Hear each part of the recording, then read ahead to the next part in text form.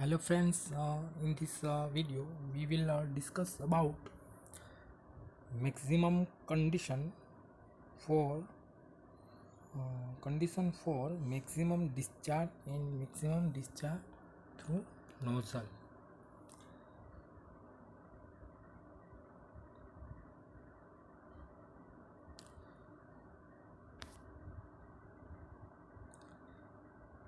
Condition for the maximum discharge in this a nozzle is usually designed for maximum steam flow rate. By designing the certain pressure at a throat, this is achieved.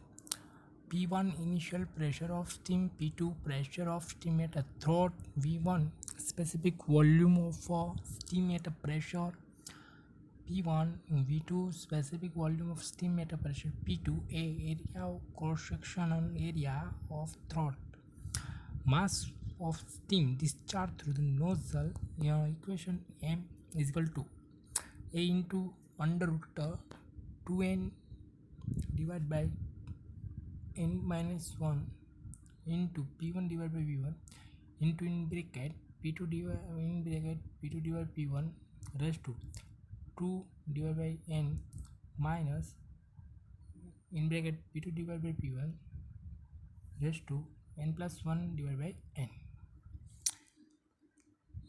This mass equation in this equation ratio P2 divided by P1 for getting maximum discharge ratio critical pressure ratio P2 divided by P1. This equation is differential by this ratio P2 divided by P1. So in this equation this term P2 divided by P1 raised to 2 divided by n minus P2 divided by P1 n plus 1 divided by n is a differential with respect to P2 divided by P1 and equal to 0 for getting a maximum discharge condition. In this equation differential is like as x raised to n, so differential n x n minus 1. So in this equation 2 divided by n into P2 divided by P1 and 2 divided by n minus 1 and minus n plus 1 divided by n into P2 divided by P1 and raised to n plus 1 divided by n minus 1 is equal to 0 this way. And in this equation equality this is minus, so it becomes a plus in this side. So and P2 divided by P1 raised to 2 minus n divided by n is equal to n plus 1 divided by n into P2 divided by P1 raised to 1 by n. P2 divided by P1 છે એને એક બાજુ લઈ જવામાં આવે, n ટર્મવાળાને એક બાજુ લઈ જવામાં આવે. તો આપણને અહીંયા આ રીતના જે આ પ્લસ કન્ડિશનવાળું રેસ ટુ 1 બાય n છે આ બાજુ આવે તો માઇનસ 1 બાય n થશે. આ બાજુ n ટર્મવાળા n plus 1 divide by n into n divide by 2. આનું તમે જનરલ સોલ્યુશન કરવા જાઓ તો આપણને n છે ઉડી જશે, n છે કેન્સલ આઉટ થશે, તો અહીંયા આવશે n પ્લસ 1 ડિવાઇડ બાય 2. આ બાજુ જે 2 minus n into n minus 1 by n કરવામાં આવશે. તો ત્યાં n છે એ કોમન નીકળશે, ઉપર 2 માઇનસ n માઇનસ 1, 2 માઇનસ 1 એટલે 1 થાય છે, એટલે 1 માઇનસ 1 તો એ થાય છે 2 માઇનસ 1 એટલે 1, એટલે 1 minus n divide by n આ મળે છે. હવે next P2 divide by P1 is equal to n plus 1 divide by 2 raise to, અહીંયા જે ઇન છે રેસ ટુ ખાસ છે આ બાજુ આવે તો ઇન્વર્સ થઈ જાય, એટલે n plus 1 divide by 2 raise to n divide by n minus 1. 2 divide by n n+1 is equal to n divide by n-1. અહીંયા 1 - n છે એની જગ્યાએ n-1 થઈ જશે અહીંયા. એટલે આ જે કન્ડિશન છે આપણને મળી જે કન્ડિશન મળી છે આ p2 divide by p1 is equal to 2 divide by n+1 raise to n divide by n-1. એને કહેવાય condition for maximum discharge. Next maximum discharge through નો છે. જે મેક્સિમમ ડિસ્ચાર્જનું ઇક્વેશન છે એમાં p2 ડિવાઇડ બાય p1ની જે વેલ્યુ છે 2 divide by n+1 raise to n-1 input કરવામાં આવે તો આપણને શું મળે છે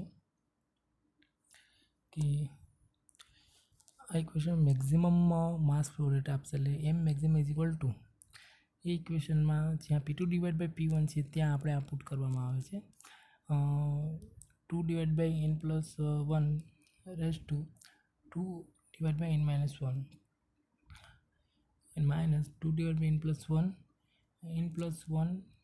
divided by n-1 થશે.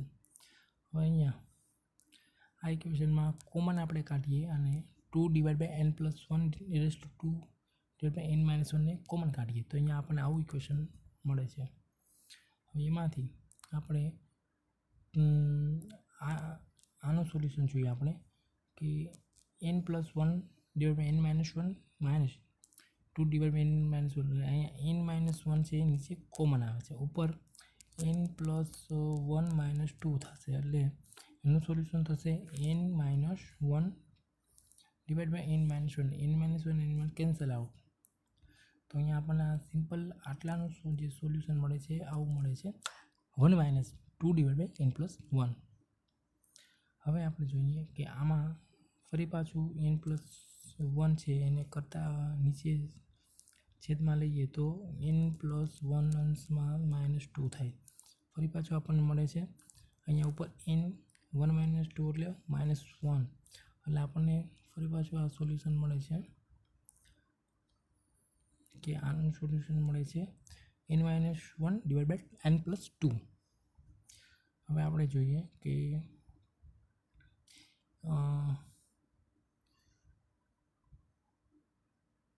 ઓકે હવે અહીંયા જોઈએ કે n-1 અને આ n-1 એ કેન્સલ આઉટ થાય છે.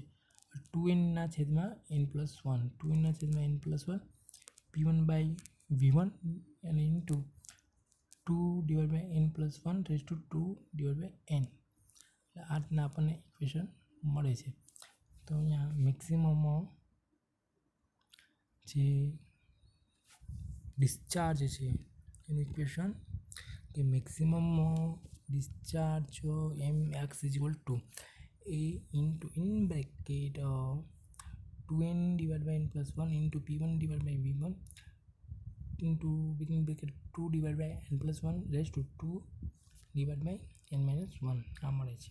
આના પરથી આપણે મુદ્દા જોઈએ કે discharge depends upon the throat area of nozzle and initial condition of steam pressure P1 and specific volume. જે પણ ડિસ્ચાર્જ છે એ અહીંયા ઇનિશિયલ કન્ડિશન જે છે સ્ટીમની પ્રેશર એની સ્પેસિફિક વોલ્યુમ એના પર અને એરિયા ઉપર depend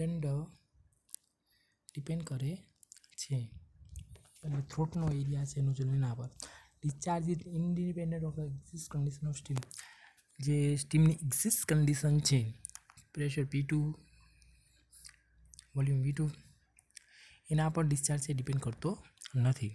the discharge remains constant after the throat in the divergent portion of the convergent divergent નોઝલમાં જે ડિસ્ચાર્જ છે એ થ્રોટ પછી એ કોન્સ્ટન્ટ રહે છે. our equation derived for critical pressure ratio and maximum discharge are true for gases only. આ gas માટે જ critical pressure ratio અને કન્ડિશનમાં આ પ્રૂવ થયેલું છે.